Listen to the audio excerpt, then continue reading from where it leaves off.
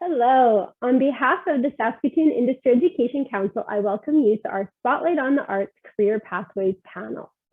I want to thank RBC Future Launch for helping to power our Spotlight on Career event. As we gather here today, we acknowledge we are on Treaty 6 territory and the homeland of the Métis. We pay our respects to the First Nations and Métis ancestors of this place and reaffirm our relationships with one another. I want to welcome students, parents, and teachers from across Saskatchewan joining us today.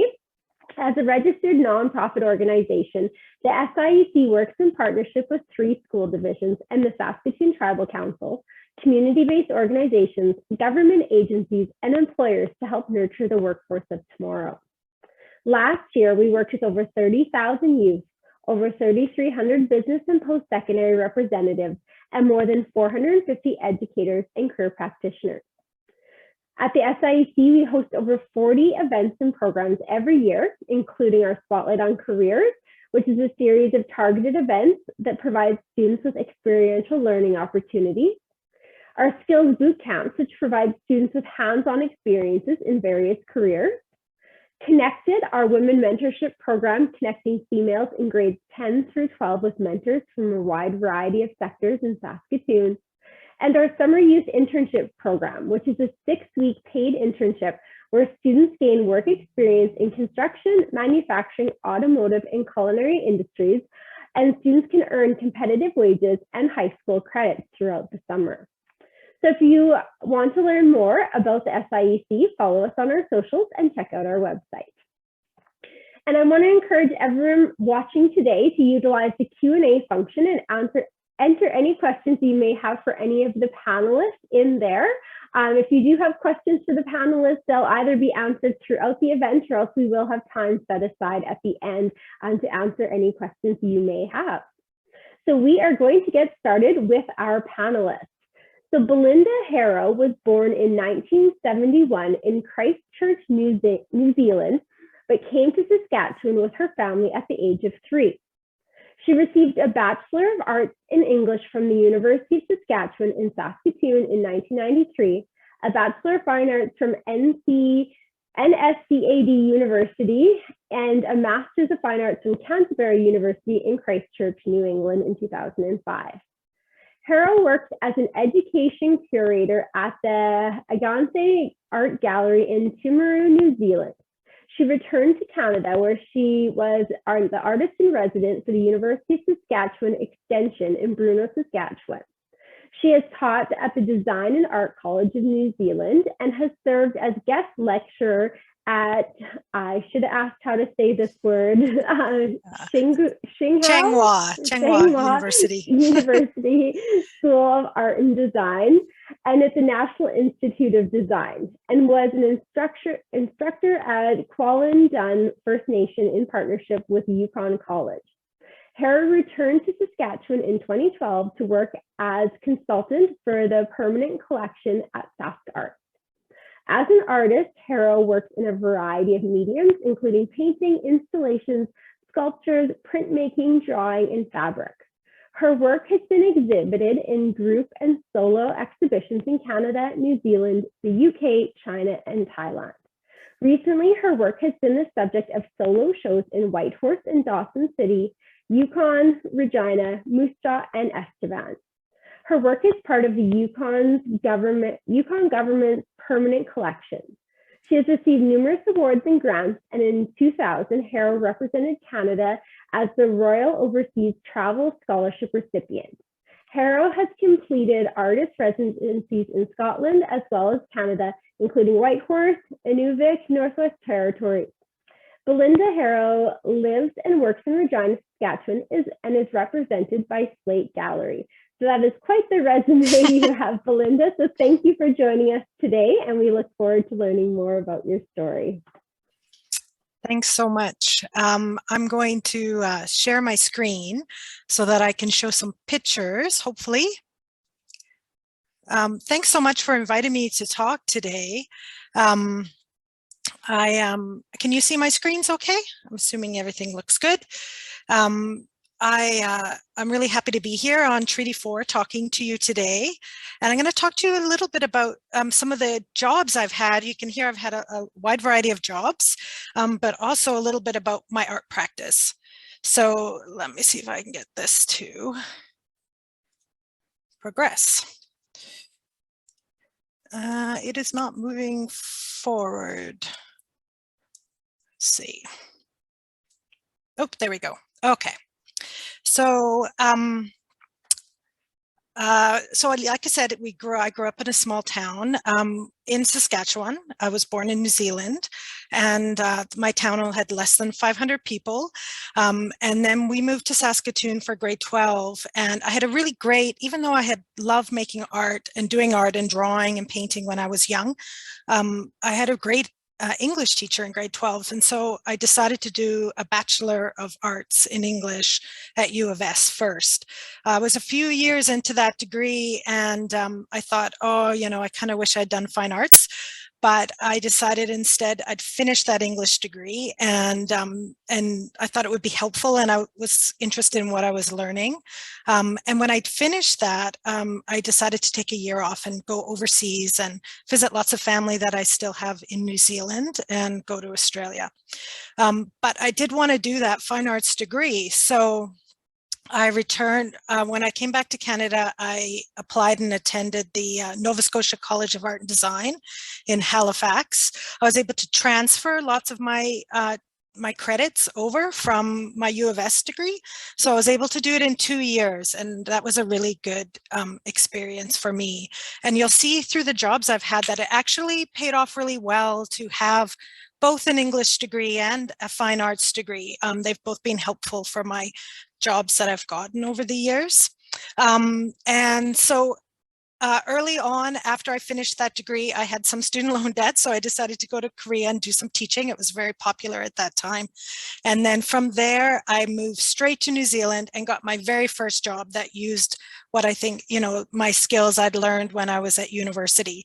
So I was an education curator in a regional gallery in the Eggentai Art Gallery in a place called Timaru on the east coast of the South Island in New Zealand, kind of similar to Moose Jaw size.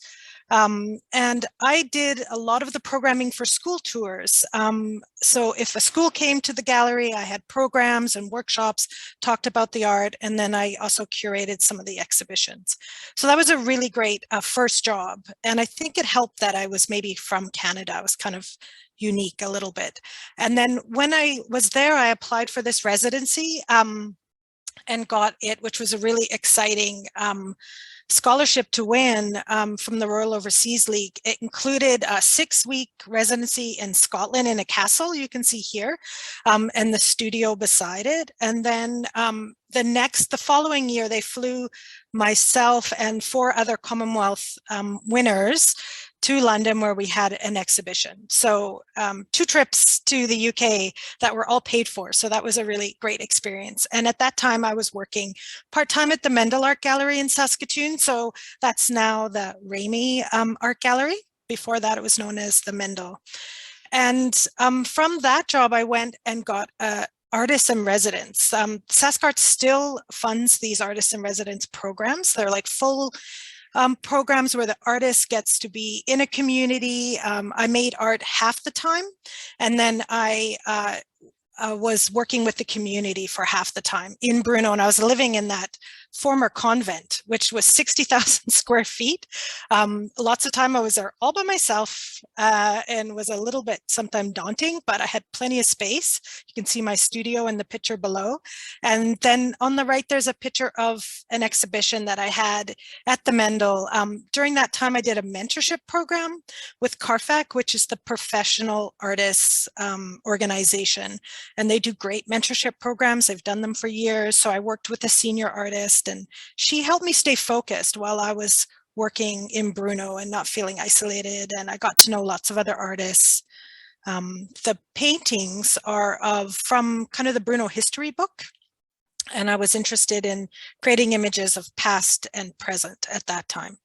So when I finished the residency, I was like, I need to get a job.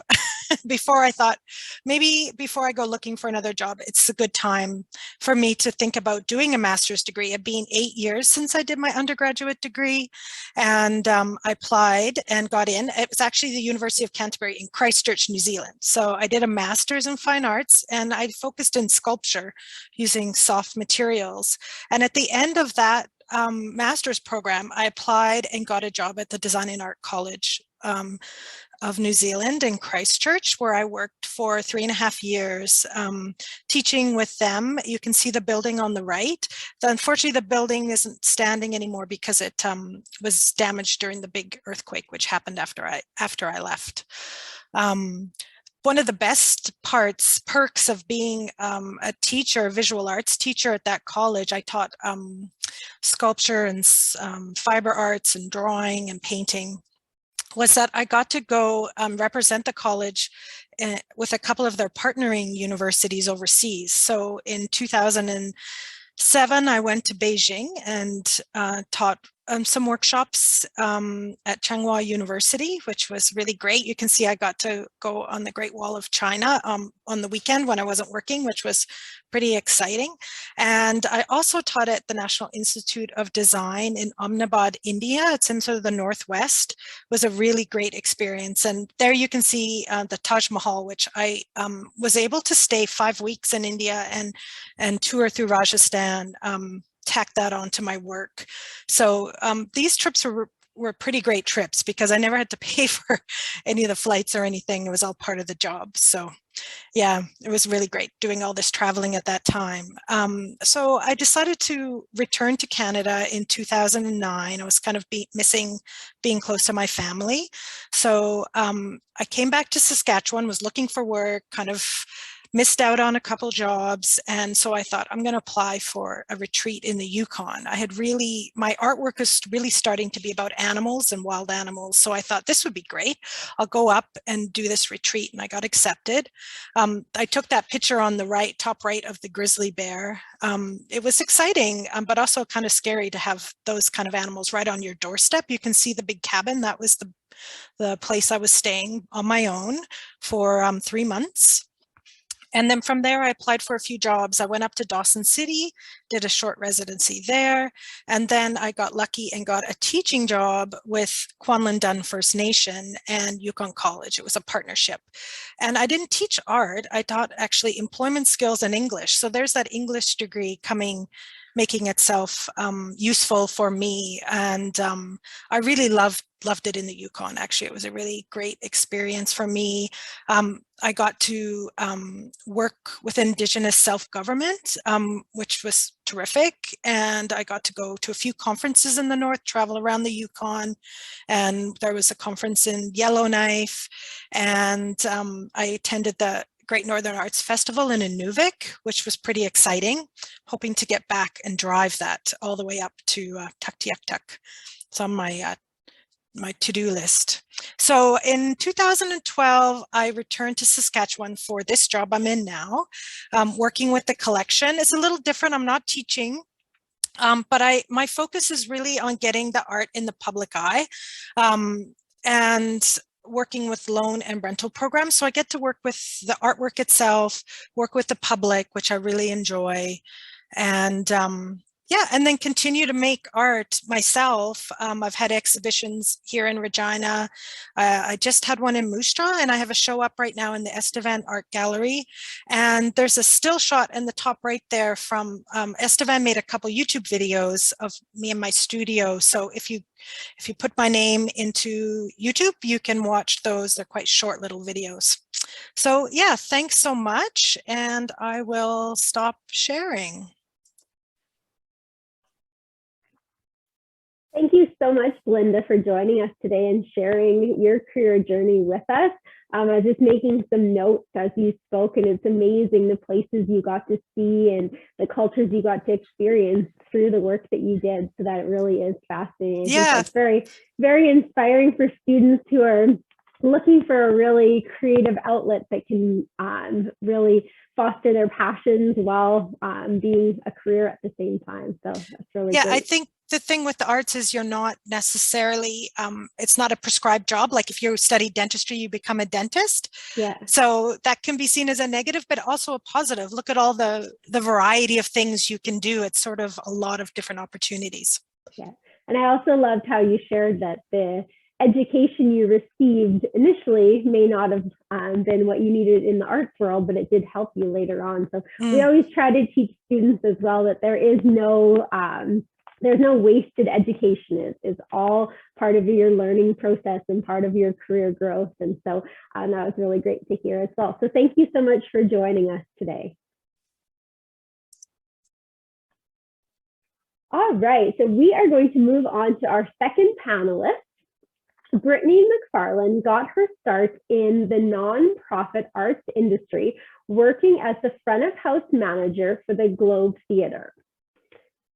Here she gained experience in stage management, live performance, volunteer coordination, and staff management. She joined the team at SaskMusic in 2014 out of their Regina office. As program and education coordinator, she manages all educational offerings, including their workshop series, career tracks mentorship program, careers in music youth information program, and Very Prairie, an annual 3-day music conference now in its 5th year. As a career tracks mentor, she meets frequently with artists one-on-one for consultation on a variety of topics, including funding applications, showcasing conference prep, social media marketing, and event planning. Brittney holds a Business Human Resources Certificate and Diploma, which have provided many skills she's been able to put to use in her diverse roles within the music industry. She sits as a board member and organizer of Girls Rock Camp Regina and was awarded a YWCA Women of Distinction Award for her volunteer work with the group. She recently stepped back from the board of directors of the Saskatchewan Country Music Association after serving for 6 years. She's an active industry juror for many organizations, including Factor, the Foundation Assisting Canadian Talent on Recordings, the Western Canadian Music Awards, the Juno Awards, the Music PEI Awards, just to name a few. Brittany is passionate about sustainability and slow fashion, and she runs a small vintage clothing business out of her home in Regina, where she lives happily with her partner and her rescue dog. So please welcome Brittany. Thank you so much. I loved Belinda's PowerPoint, but I'm just going to talk to you for 10 minutes here. Let me just check at the time. Okay. So yeah, my name is Brittany Mcfarlane. I think I'm the perfect person to follow that because, as Michelle said, there's no wasted education. And for me, getting my career start, I never really knew what I wanted to do when I grew up. I was never that person who had their sights set on a certain career path. So following high school, I went to university. I was a psychology major, and then I was an English major, and then I was a film production major, and then I was a kinesiology major, and then I was upgrading my classes to get into healthcare, finally settling on attending SciAS, now known as Sask Polytechnic, for their business certificate program, and then I went on to do the human resources diploma. So following that, I got a job as an HR consultant working for a Crown corporation here in Regina. I did that for about a year, and that was in training and development. So I've always kind of been in the education side of things, but it just wasn't for me. I was not cut out for the kind of cubicle lifestyle, I guess. So I kind of set my sights on something else, which is when I kind of joined the Globe Theatre. I love that Belinda was talking about their loan program at Sask Arts because we actually had artwork on loan from them, so that I'm familiar with that program. So I did that, which was really great in, kind of getting the live performance, although it was theater. And so the theater season, there's an off season. So while I was off, a job opened up at SaskMusic, and it was the admin assistant role in their Regina office. And for folks that are unfamiliar with SaskMusic, we are the Provincial Music Industry Association in the province. So in Canada, we're so lucky to have these organizations to act as kind of a hub, to advocate, to provide support and assistance to folks working in all facets of the music industry. So I got hired on as the admin assistant and eventually ended up getting promoted into the program and education coordinator position, which is the one I fill now. So I'm going to talk more about SaskMusic and what we do versus my career. That's kind of what led me to work here, but we do such important work that I think sometimes people will just Google, you know, how do I get my music on Spotify? Or how do I book a band? What do I pay them? All of those odd questions, like you could just call SaskMusic and we're there to help fill those questions. We're a member-based organization. So we've got youth members, corporate members, all kinds of memberships. You don't have to become a member. You can become a non-member subscriber. We do a lot of newsletters with, you know, festival opportunities, workshops.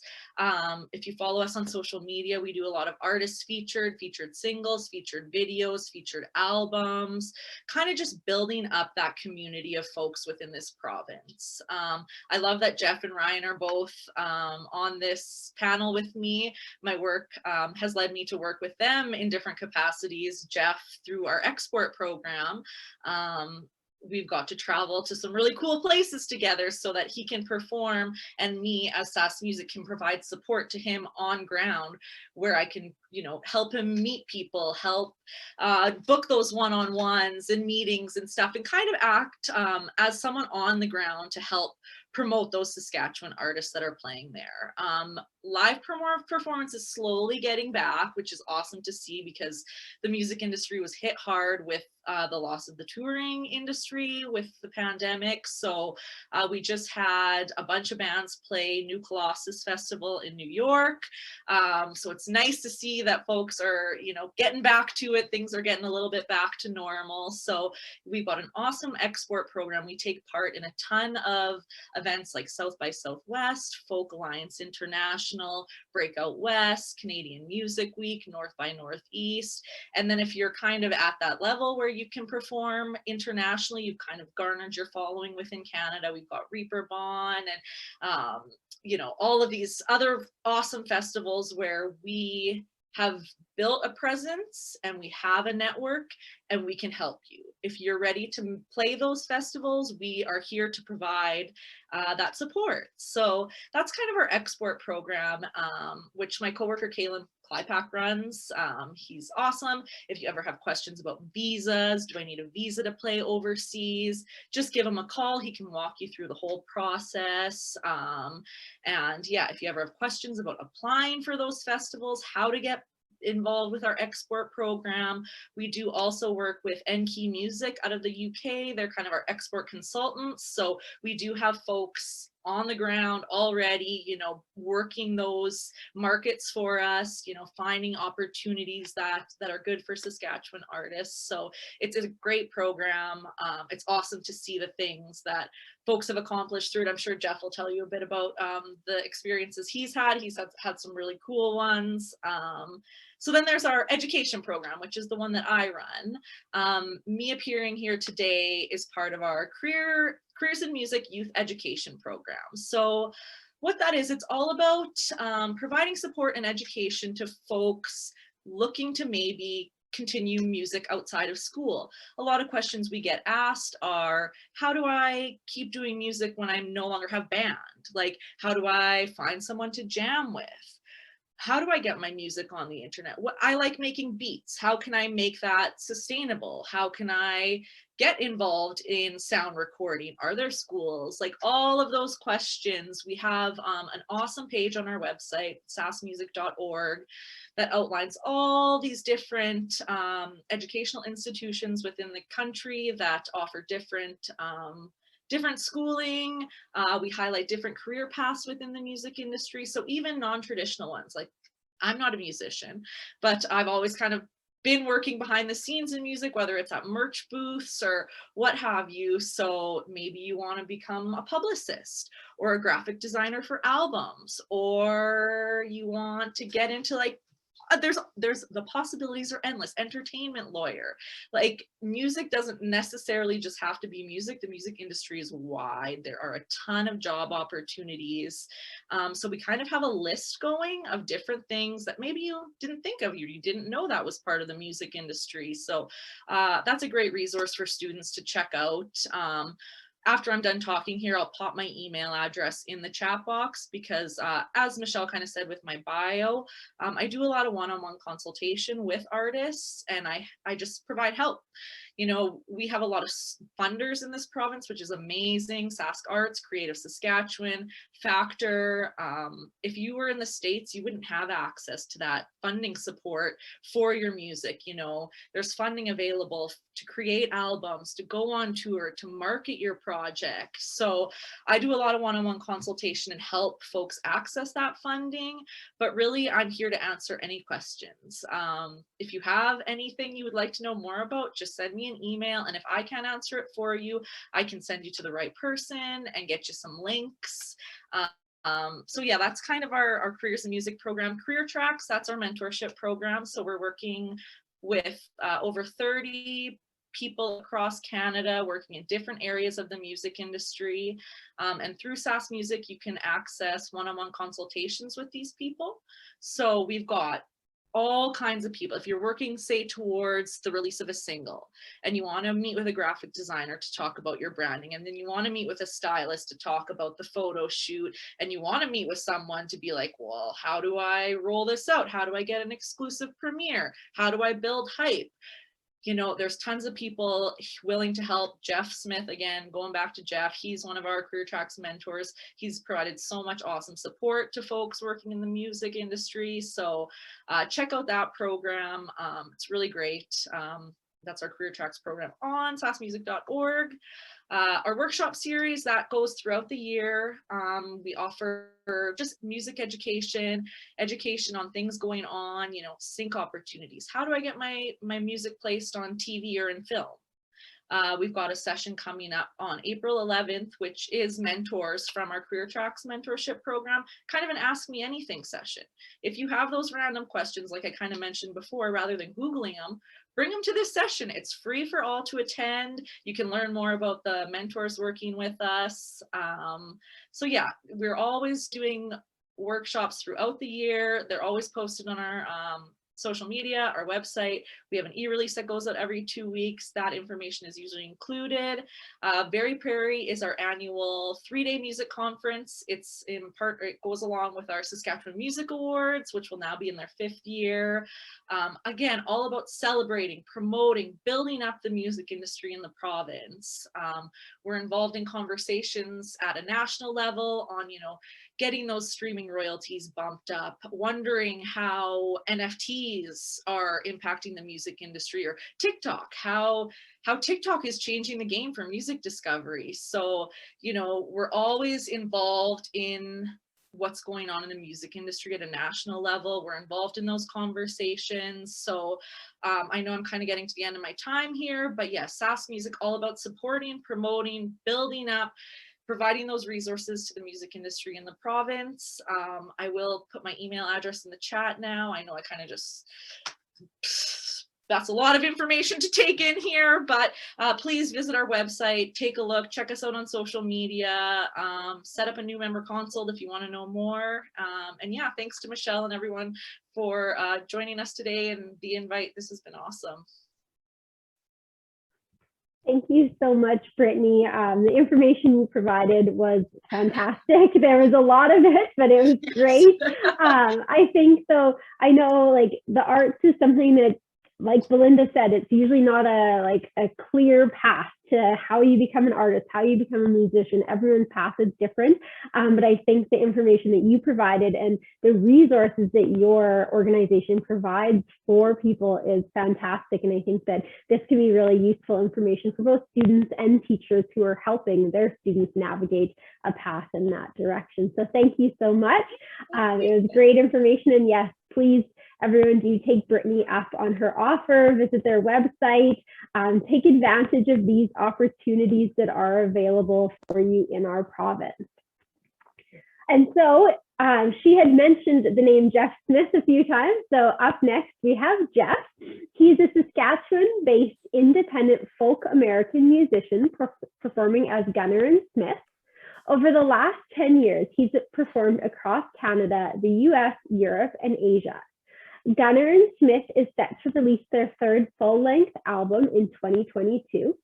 And he has performed at festivals such as Merlefest in the US, Reeperbahn in Germany, NXNE in Canada, Zandaria Fest in South Korea, Focus Wales in the UK, and many more. In addition to his work as a musician, Geoff has experience working in the other areas of the music industry. He's worked as a concert promoter in Saskatoon, most recently booking concerts at the Black Cat Tavern. And in the past, he's also worked as a booking agent and grant writer. Geoff stage manages a number of festival stages throughout the summer and also works as a career track mentor through SaskMusic. Currently, he is working at Sask Arts as an administrative coordinator, as well as working with the Canadian side of Devil Duck Records. So please welcome Geoff. Thank you. My name is Geoff Smith, and I guess I'm going to talk to you a little bit more about what it's like being an artist, trying to function as a musician and how that works. Like the others have mentioned, the career path for a lot of us doesn't really make a lot of sense, and we all kind of find our own way to what we're doing. I originally, my education is in history and religion, and I have a master's in that. And I started doing music as a hobby. I started playing guitar in high school and going about it that way. And I just sort of got more and more into it. I always wanted to be a guitar player in a band, but I didn't know anybody who wrote songs. So I started doing the songwriting and found out that I was probably a better songwriter than I was guitar player. So I started to write songs and gradually started to play more, started playing with friends, kind of doing some band stuff. And then we would start putting on shows for ourselves around the city. We would book our own venues and, throw shows with other musicians that we met. And we went about it that way. And then as we got a little bit older, we started doing open mics in the bars and meeting people there. And then eventually, after doing that for a while, then the concert promoters from around town would ask us to play shows.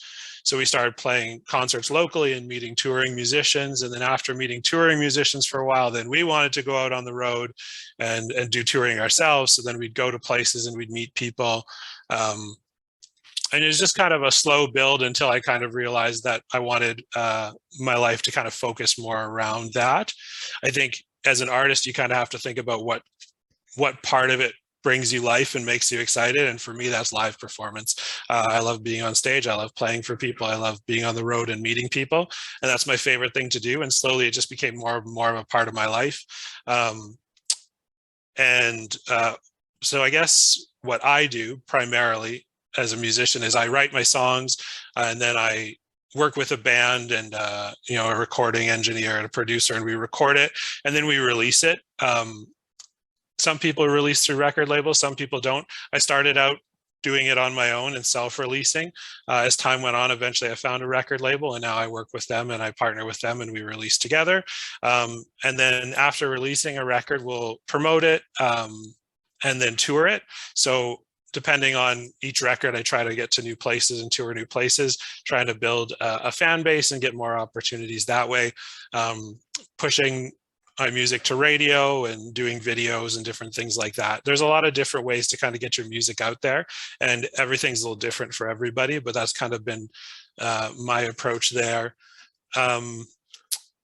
After I started touring Canada pretty regularly, and that sort of eventually moved into applying for showcase festivals, which Brittany kind of mentioned. SaskMusic has these export things. So there's these festivals that happen all over the world, and essentially they're for newer musicians to get seen by industry people.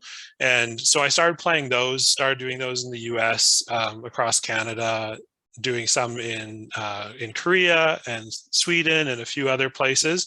And through that, I kind of met my record label, who I then signed on with, and we started releasing music together. And through that, we started playing in Europe a lot more. And one of the interesting things about the music industry is that, you know, your fan base now could be anywhere in the world. It's not tied to where you're from anymore. And we started to find that we had more success in Germany than we did anywhere else. So we started focusing more of our plans around Germany and started selling more records and getting better shows there than we were getting in Canada, which ended up being quite nice because I love to travel. So that's kind of where my music took me. And along the way, I think this is the same for a lot of musicians. Along the way, it's kind of like running your own business. You have to fund it. You have to run every little aspect of it, or you have to pay somebody to do that. So if you don't have the money to pay somebody to do all the work, you have to do it yourself. So what ends up happening is as you do it, you end up learning all of these different skills to properly run yourself as an artist. And then what ends up happening is once you learn those skills and you can do them well, then you can start charging other people to do them. So I started, I would book my own tours. So then after I booked tours, I would start booking tours for other artists. I'd been throwing shows with my friends for a long time. I'd been putting together concert bills for a long time. So then I started getting work as a concert promoter and ended up booking a bar for a few years, which is, you know, booking well over 100 shows a year. And it's really busy. Booked some concert series around Saskatoon as well. Started doing some stage management at festivals, just, you know, because I understood how the process of a band showing up and performing and getting in and out on time all worked. Then I was able to go do that same thing for festivals. Also, there's Brittany mentioned it, but there's a lot of grant funding available in Canada that is really accessible to artists and really helps you do what you do and get out there a little bit more. So Sask Arts, which is who Belinda and I work for now, we're a funding agency. There's also Creative Sask and Factor and Canada Council and a few others. So through the process of being an artist, I learned how to write grants. So then I started writing grants for other people. So just kind of finding different ways as I went to make a living while still being a musician. And that's, I think, the reality for a lot of us who do this, is that it's really difficult to just make a living as an artist on one income stream. There's very few artists that I know who do it. A lot of them have different ways, and you know, sometimes they'll be a recording engineer, or they'll be a producer and help people make records. So there's a lot of different ways people approach it. But I think that if it is something that you do want to get into, it's really important to learn as many skills as you can, because you never know when you're going to need them and what you're going to be able to do with them and how you're going to be able to sustain, you know, your artistic thing that you love to do, and still be able to, you know, get a mortgage and pay for your home, which can be quite a challenge. Which kind of eventually, after doing a number of these other small contract jobs, eventually I was able to get a full-time job here at Sask Arts, and now I'm an administrative coordinator here. And because I had extensive experience with the grants around the province, you know, coming into this role made a lot of sense for me because I already knew how the programs functioned. I kind of knew the different programs they had and what they were for and what they did. So it's kind of a very natural position. But if I hadn't put in the time to learn those things along the way and practice those things along the way, then, you know, I wouldn't have had this job opportunity.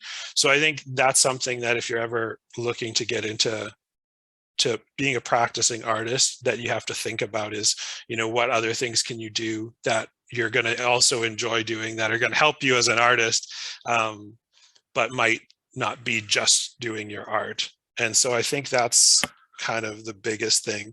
And over time, there's a lot of resources, especially in Canada. There's a lot of, everybody has an industry, like every province has an industry association, like Brittany mentioned, and she covered it perfectly. Like they're there to support us artists. Like when we fly out to Germany to play at a showcase festival, you know, Brittney or Kaylin is there on the ground helping us sort things out, helping us find additional opportunities, maybe putting on an additional performance for us so we can get in front of more people. So there's a lot of support that way. And it used to be that record labels really held all the power in the music industry, that to get your music out there, you needed that. But that's not the way it is anymore. There's a lot of ways you can get your music out there independently, and you can start building something yourself and start going yourself. You don't have to wait around on people anymore. And there's tons of resources. You know, you could go to SaskMusic and they'll easily hook you up with all sorts of resources on how you do all sorts of things.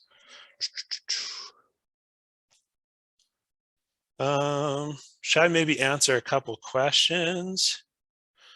Okay, let me look at these. So any advice for high school students who hope to have a career as a songwriter? Yeah, just start writing as much as you can. A lot of the songs you write aren't going to necessarily be your best ones. You got to write a lot, but what you also have to do is you have to start finding ways to perform. Music is a skill. Everything about it takes practice and takes work, and you need to put in the time and you need to get better at it. And if you're going to be a songwriter, you just need to spend time with your craft, and you need to spend time working on it, but you also need to spend time performing and getting that kind of experience, because it's just so important to be able to present your music in a way that others can hear it. And then so starting to find, you know, maybe it's like coffee shops or something. Maybe it's something you put on with your friends. You just need to start finding those opportunities to perform. Do many artists supplement income with their other jobs? Yeah, there's a lot, to just varying degrees. Some more successful musicians will maybe not have a full-time job, but they'll have something else that they do. But some will, a lot of us will have full-time jobs that have some sort of flexibility built in. Like my employer, they want me to be an artist because it makes me better at my job. So, you know, they're flexible with me about when I can go, and they help me in that way. But it's pretty common. Making a living straight from music these days is really difficult.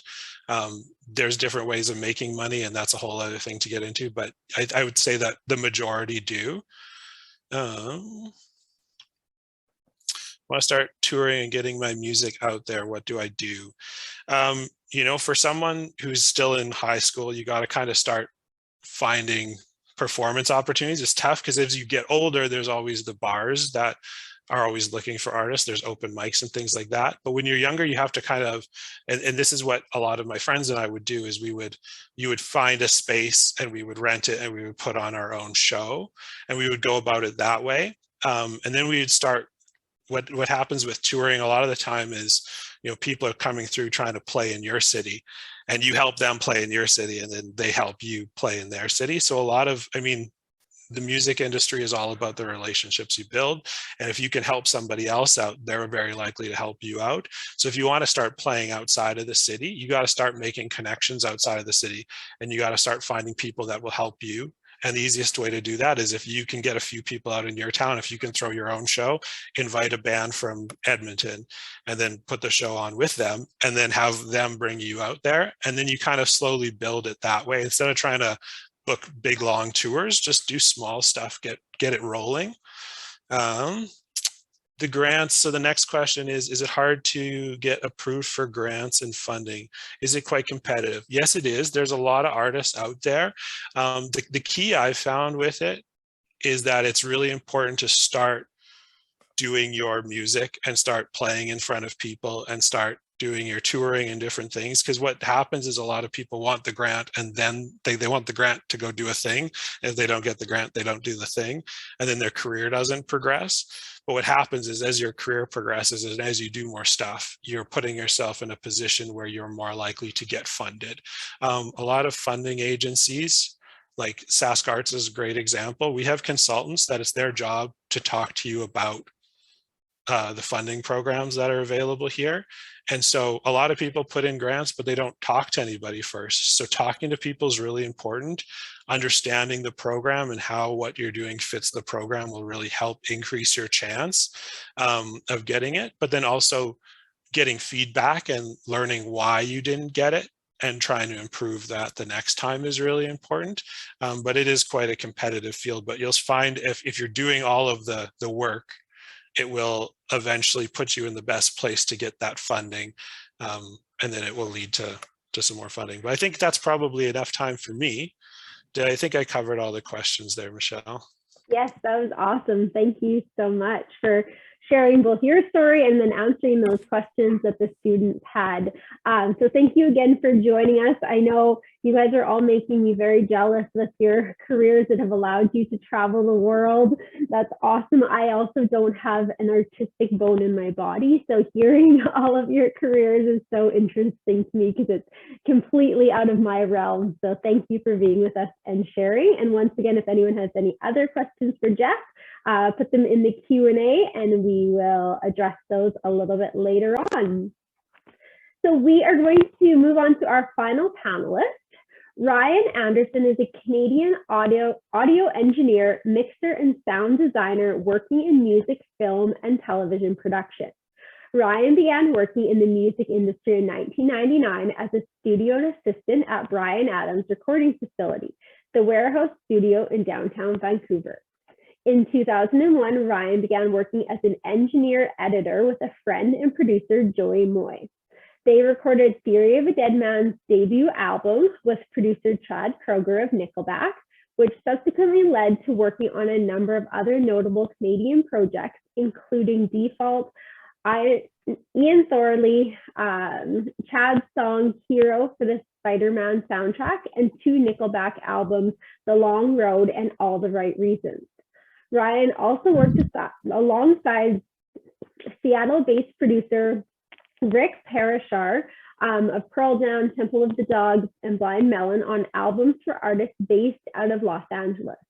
Ryan has also worked as a freelance sound designer for the television and film industry, dialogue recording for electronic artist hit video game Need for Speed and Fight Night, creating the soundscape for the BBC series It's the Mr. Hell Show from the creators of Ren and Stimpy, and are among the notables.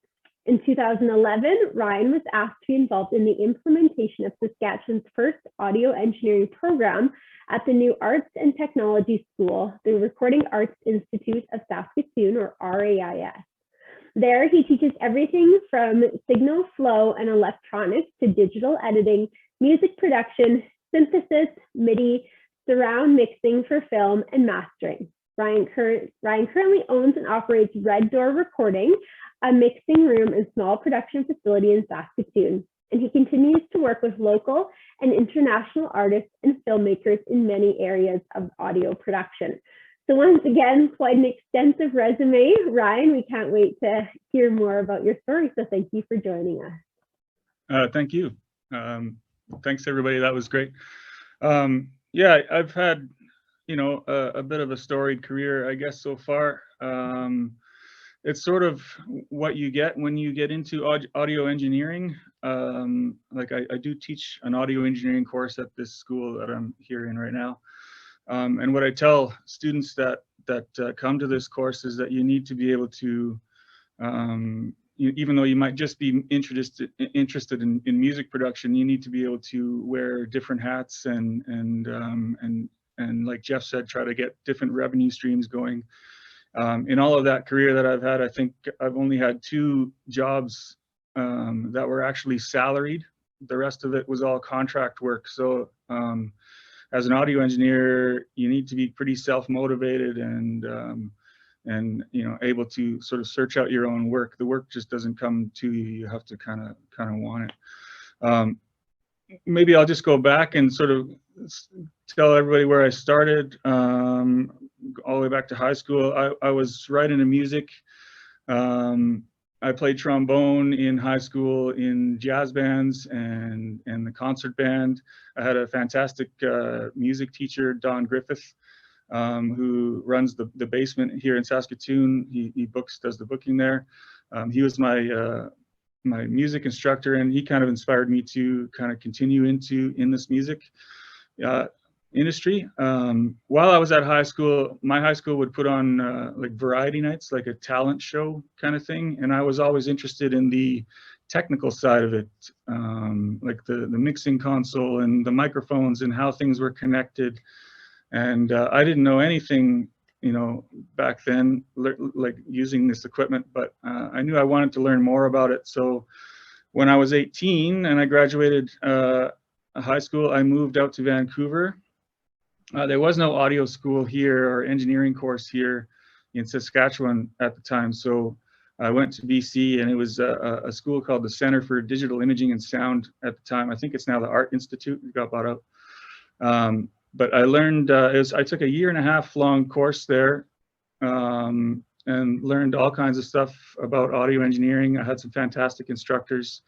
And while I was actually going to school there, I got hired at the school because I was pretty good with computers. I sort of understood the technical thing. I kind of grew up that way. I like taking things apart and learning how they work. So I was hired by the school to be sort of the night watchman, I guess, and helper. So the other courses at the school in BC, there was a film course and a 3D graphics course and that kind of thing. So I would, when the teachers would go home, I'd be the one that sort of helped people with computer problems and all kinds of stuff. After I graduated that school, it was a master's program there. I just sort of hit the streets with resumes, and I got hired at a company called Airwaves, and it was a post-production house. They did audio for TV shows and sort of made for TV movies. One of the first jobs I did was working on like a Discovery Channel show, sort of syncing up the sounds of cheetahs chewing on whatever they were eating. You know, it was a film, a cameraman and an audio person that were out in Africa, and they were filming all this stuff. So they'd send the footage back to Airwaves, and I would get the audio portion of it, and I would take the audio and sync it up to the picture. And that was sort of my introduction into audio as a job. I knew I wanted to keep working in audio. You know, it's all contract work. So when that TV show was done, I was out of work until Airwaves got another show in. So you're always kind of hunting for the next project. And while I was doing that, I was really good at Pro Tools, which is a software that we use to record stuff with. And I would help my friend Joey, like I said in the bio, do some editing and stuff for bands in Vancouver. And we were trying to learn things and grow up in the industry, and we helped some local artists do some albums. We'd book a studio in Vancouver, and it was like $350 a day for the studio, but you got the studio for 24 hours. So we made sure that we were in there for 24 hours. So we'd take turns sleeping on the couch and helping and until we got the project done, because, you know, budgets were low with bands, and we were trying to do as much as we could to help these artists put out some music. Eventually we got to work with Nickelback. At the time, they were just a bar band, you know, touring around in a van like every other rock band in Vancouver. And we did some demos with them. And then they did Silver Side Up with Joey and Rick Parasher. And then the following album, I was hired on as an editor because I was good with Pro Tools. And so I did a lot of engineering and editing for those 2 albums with Joey and Chad on those ones. One of the first jobs I had, I'm kind of skipping around, but before that, I actually got hired at Bryan Adams Recording Studio. I kind of got word that the runner there, or the studio assistant, was leaving. So I snuck in that day and handed in my resume to the studio manager, and I got hired as the runner there. So, so sort of a low rung job on the ladder, but I got to work with AC/DC for 7 months, setting up microphones and getting them coffee, and, you know, making sure they had muffins for breakfast and stuff like that. But it was just a unique job to sort of as an introduction into this. I got to work with you know, some pretty big producers that were idols of mine, like the producer that did Tool's Anima album, you know, I got to work with him for a bit on Moist on a couple songs. Elton John came in one day, Sarah McLachlan. Like there was a lot of bigger artists that came through here. So that was sort of I kind of lucked out on that one and got that job. But then you know, working as a runner for a year, you kind of get a little tired of it. So I started working, producing my own bands and working as an engineer myself. I went to work with Rick in Seattle for a number of months on some albums. And then I would also work on post-production stuff. Like I said, it's all contract work, so you're trying to get whatever job you can get. I did work for Electronic Arts on some video game dialogue recording. I worked for a company that did sort of cartoons and like a puppet show, and you know, so we did some music composition work and worked with voice actors for that. Yeah, lots of sort of odd jobs here and there all over Vancouver. I got married in 2003, and then, you know, my family's from here. I grew up in Saskatoon, so we wanted to buy a house. I had been out in Vancouver for 10 years, and we decided to come back here and buy a house, and I started producing bands out here back when MySpace was a thing. And then I met the Doug Lusick and Sean Pion, the owners of this school, at a SaskMusic meeting. Actually, they were doing some post-production work on a TV show called Hell on Hooves, and they wanted some. They were just picking my brain about how to go about working on post-production stuff for TV. And they eventually talked to me a few years after that about starting up an audio program at a school here, a tech school. So we figured out a curriculum for this school, and talked about that. And we started the school really quite small. It was in the farmers market building downtown. And we started a little audio program. The first term we had 5 students, and now I'm up to 15 students every 6 months I get through here. I'm trying to learn audio production. So, you know, it's the type of industry that you need to be able to take a lot of things, and you don't often get hired as a salary position. It's often just contract work. So, maybe a day in the life of me right now. I come here to teach from 9 to 1 every day, and then the students here have lab time from 1 p.m. until 9 p.m.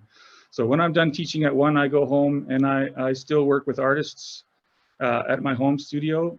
I'm working with a number of artists right now, working on some albums, and then I'm also doing the sound design and music production work for a feature film that's coming out in the summer here. So that's sort of been my life during the pandemic. I guess I took on this feature film, and it's a colossal amount of work, but it's nearing the end, and that's sort of where I'm at right now. Maybe just talk about some of the types of work you can get as an audio engineer.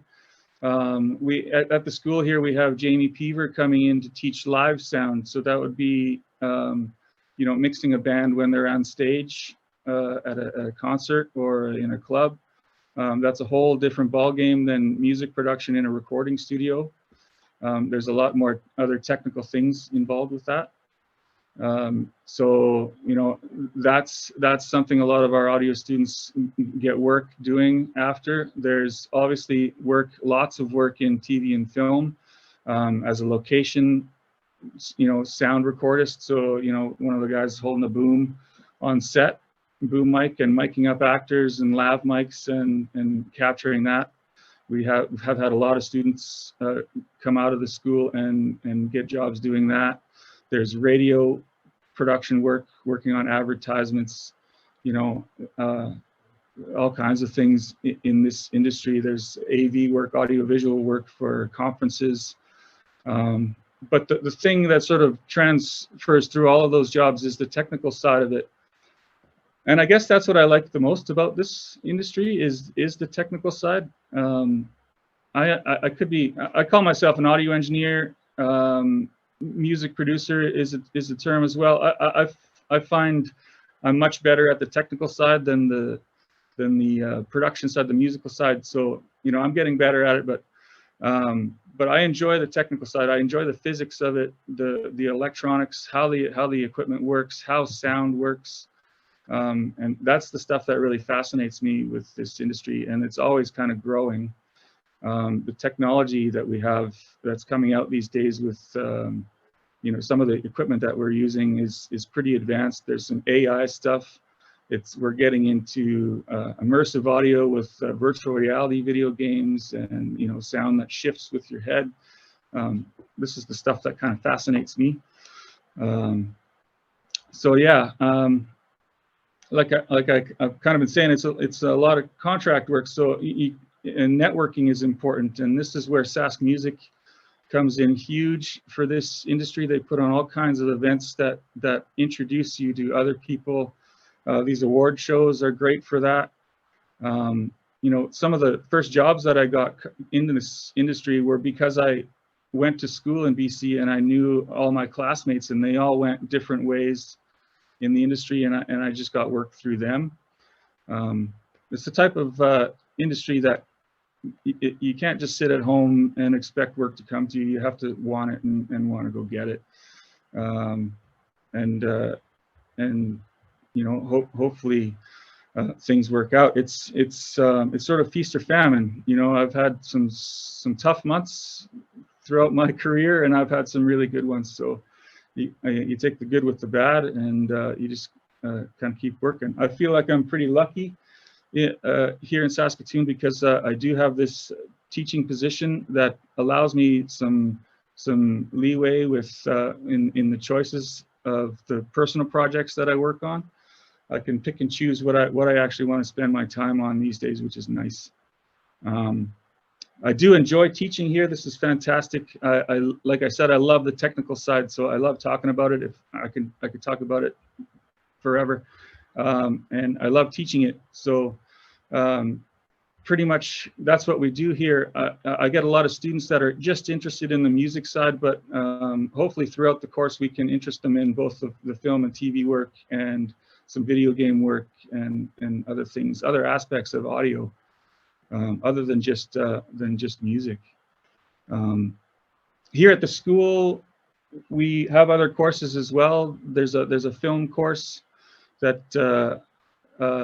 is taught here, sort of camera work and script writing, working with actors, lighting, that kind of stuff. And then we also have a video game design program and a computer graphics animation program. That we have some other fantastic instructors that teach those things. So, yeah, I haven't been checking the Q&A. Is there questions? Someone had asked a question, how long is the music production program at RAIS? How long is the music? It's a 6-month program, so it's kind of a crash course. What we, Doug and Sean and I, when we were designing this course, the course that I took in BC was 1.5 years long, and it was quite expensive. Like there was high cost to it, and in that whole 1.5 year course, I think I only recorded 1 band in that entire 1.5 years. So when we were designing this school here and the audio production course here, we wanted to really condense it and sort of take out all the fluff that you don't need to know, and just sort of give a really sort of crash course introduction into the software, some of the technical side, the physics of it, so you understand how these things work, and then from there you can go, and your career is endless. Like I'm still learning. I've been in this industry for 25 years and I'm still learning things. So it's not like you're going to learn it all in 1 year or 10 years. It's a life journey, I guess you could say. But so yeah, it's a 6-month course. It's a crash course. So, and you learn a lot. Like we go through quite a bit. And in this course, every Friday we get a band in to do some recording. So we offer free recording for a band, just so the students here can learn how to do it and learn how to communicate with artists. And in that, we're learning the software and that kind of thing. So every Friday we get an artist in and we record a band, and then the students work on it the following week, where they do learning, editing, and pitch correction and mixing is a huge thing. And then eventually we get to work on a feature film, or like a sort of a short film that the film class works on. So the film class works on each student in the film class works on a short film, and we pair them up with audio students to do the audio production on it. And then we do a film showing at one of the theaters in town here. So I think in the fall we'll be doing another one of just all the short student films that we produce in this school. And then in that we teach surround sound mixing and all of that work. So yeah, 6 months. There's another question asking, can a student volunteer in a studio to learn about music production? It is possible. Sort of commercial studios in the world pretty much are kind of dwindling a little bit because of the advancements of software. Just with a laptop, the technology these days compared to when I started, if you wanted to record an album in 1995, you had to go to a proper recording studio. These days you can have $1 million studio in a laptop. So a lot of bands are recording themselves, and then just sending the mixing work out or editing work out to an engineer like myself to make it sound better. So there is don't get me wrong, there is commercial studios out there in bigger centers. There is Calgary, Vancouver, Montreal, LA. Those things still have those large facilities. You can get sort of internship jobs at those. It's again kind of who you know and just getting out there. You kind of have to want it and show that you can do the job. It's not the easiest job in the world. It's a lot of late hours. When I was a runner at the warehouse, I'd start at about 11 in the morning and I'd leave at about 3 in the morning, pretty much 6 days a week. So it's tedious. It's a hard job, starting out, but you can do it. Yeah. We had a question, what courses should I take in high school that would be useful? Music obviously is a big one. So like just learning a little bit of music theory. You don't need to know a lot. Like I get a lot of students here that don't know anything about music, and through this course I teach you sort of the basics of timing and some chord structures and that kind of stuff. But so a little bit of music background is helpful. And then physics, there's a lot of physics in it. Electronics, in this job you're using a lot of equipment, and it's electrical equipment, and it's knowing how that sound goes through a microphone and gets converted to an electrical signal, and how that sort of change happens, and why that piece of gear is better than this piece of gear. So physics is a big one. Yeah. And the last question says, what is the impact of changing technology on your work? It's huge. You have to keep up. When I started in the late 90s, we were still recording to 2-inch tape. So like reel-to-reel tape machines, those big tape machines. And Pro Tools and computers were just starting to come into the industry. So what we would do is record things to the tape, and then I would transfer the audio off the tape to the computer so I could work on it. Auto-tune was a brand new thing. Nobody really knew about it. This was before like Cher and T-Pain made it sort of an effect. We were kind of using it as a secret weapon in the studio to do pitch correction. So we would fly stuff off of the actual tape to the computer so I could, work on the pitch correction, and then we'd bring it back to the tape. Tape machines are sort of almost a thing of the past. They're still around, but computers have vastly overtaken them, and it's changing all the time. You see on Apple Music, there's now Dolby Atmos mixing, where it's instead of a left and right 2 ears, stereo recording. It's now a spherical surround sound kind of recording. So yeah, technology, it's advancing very quickly, and you kind of got to keep up. Yeah, for sure. All right. Well, thank you so much, Ryan, for sharing your journey with us and sharing information about your program at RAIS. You're very welcome. At this point, we'll invite all of the other panelists to come back on and join us. And I know Ryan answered some questions and Geoff answered some questions, but Belinda had to run off. But Brittney, we were wondering if maybe you had anything to add to any of those questions that were answered throughout. I know there was some about funding, and you had kind of talked about some stuff like that. So was there anything any questions that were answered that you're like, I want to add to that? Yeah, there was someone who asked about becoming a successful songwriter. I put a link in the chat there. Both Regina and Saskatoon have these songwriters groups that meet monthly. They bring in featured speakers. They do kind of like song shares. You can get feedback on something you're working on. So that's a really good resource for folks looking to get involved in the songwriting kind of community. The link to the Saskatoon group is in there. And then someone had asked about, is there funding available in the province for other types of art other than music? I had typed my answer here, but just in case folks didn't see that question, I had said, yes, there is funding available, you know, book publishing, craft and visual art, interactive digital, live performance, TV, film, etc. Just check out Creative Saskatchewan and Sask Arts for more info on those specific provincial funders. And then there's also the Canada Council for the Arts and Factor Canada-wide funding available as well. Yeah. Thank you so much.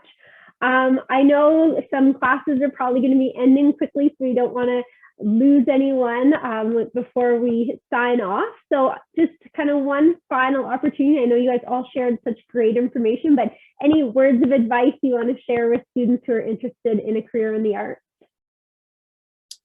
Get involved with your community. Honestly, the music community in Saskatchewan is so supportive and welcoming, and I'm kind of an introvert, and so I know it can be hard to kind of put yourself out there sometimes. So, you know, the pandemic kind of derailed a lot of the networking events that we do at SaskMusic, but we're always doing open houses and Christmas parties, and, you know, come out, don't be shy, get involved with your local music community, especially if you are thinking about a career in the arts. Like, we're all here to help. Honestly, it's a very welcoming and supportive community. So just try and get involved, follow those Facebook groups that are Saskatoon musicians and songwriters, and you can find all kinds of support. So yeah, just get involved. Geoff, any final words of advice? When I started as a musician, I would go to SaskMusic for help all the time. And there was a guy there named Derek Bachman who was incredible. He passed away, but he would always just tell young artists, work hard and be nice to people. And I think that's what it's always been for me, is just, any kind of art is largely about relationships, the relationships you build with other artists, but also that you build with your community and the people taking it in. And if you're not nice to people, you won't get anywhere in this industry, because like Ryan said, we all know each other, we all build connections with each other, and that's what it's all about. It's all about helping each other out. I'm a career track consultant now with SaskMusic, and you know, there were so many people along the way that took the time to talk to me and help me through different things. And now I'm doing that for other people. And that's just the kind of industry it is people help each other out. And some of us still record to tape, Ryan. Yeah, I'll maybe reiterate that too. It's, you know, it's a people industry, even though it might not seem like it. I hide in my basement a lot, but you know, if even myself, my work dries up if I don't show my face every once in a while and poke out of my hole every once in a while. So yeah, it's people industry, and networking is huge, and SaskMusic is great for that. And any of these award shows, even in, you know, across Canada, you can see how small the industry is. You go to Canadian Music Week in Toronto, one year and meet a bunch of people, and then you go the next year and it's all the same people there, right? It's a very small industry. So yeah, work hard and be nice to people. That's right. Yeah. Well, thank you so much to all of you for sharing your stories with us and sharing information about either your organization or your school like you did, Ryan. So it was great to hear the information. It's great to hear your stories and the very diverse journeys that you guys have taken throughout your careers. I hope the students who are listening today were able to take something away. I know I was very interested in everything you guys had to share, and I know it'll be helpful even for our organization as we help students moving forward who are interested in careers in the arts.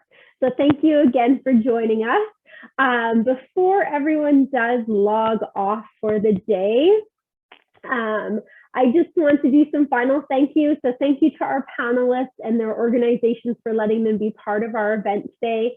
Thank you to our partner school divisions who support all of the events we put on, Greater Saskatoon Catholic Schools, Saskatoon Public Schools, Prairie Spirit School Division, and the Saskatoon Tribal Council. I also want to thank the teachers from across the province who decided to join in today with their classes. I hope this was a good learning experience for you and your students. And I want to thank my colleagues who help make events like this possible. And finally, thank you to everyone who participates in any of our career exploration events. We are so lucky to be able to do what we do and provide this learning opportunity for students, and we hope that it does help you as you explore your future careers. At the SIEC, we love to hear your feedback. So on the screen, there is a QR code, whether you're watching this live or you're watching the recording. Scan the QR code, give us some feedback. Let us know what you liked, let us know what you didn't like or what we could do better in the future. And we love to hear from you. We always are looking to improve our events and improve our programming. And we love to give out prizes. So scan the QR, give us some feedback, and you could be entered to win a gift card. Also, teachers tuning in today, same thing goes for you. If you're participating with your class, let us know what you thought of our event today. We're so happy that you took the time to join us, but we'd also love to know what you thought of the event, and you also have a chance to win a gift card. And if you tuned in today and you want to learn more about careers in STEAM or just about different careers in general, be sure to check out our website. Every month we host events similar to this, focusing on one particular sector. So this month was STEAM, so we also have some past resources, just like we're recording this event. We have some of our past events that are available as well. So we have our Spotlight on Engineering, as well as our Agriculture and Bioresource Career Panel. And we also host something called our post-secondary series, where we talk with people from different programs across the province about their post-secondary program, about the admissions process, about what a day in the life looks like in those programs. And so be sure to check those out to learn more about the different programs available in our province. And as I mentioned, every month we host different events. So our year is winding down. Next month, we will be focusing on careers in the skilled trades. And then in May, we'll be looking at careers in mental health and wellness. But like I said, all of our past events are recorded. So head over to our website to view those resources. And finally, the best way to stay up to date with all things SIEC is to follow us on our social media. So be sure to give us a follow, and we look forward to seeing you at some future events.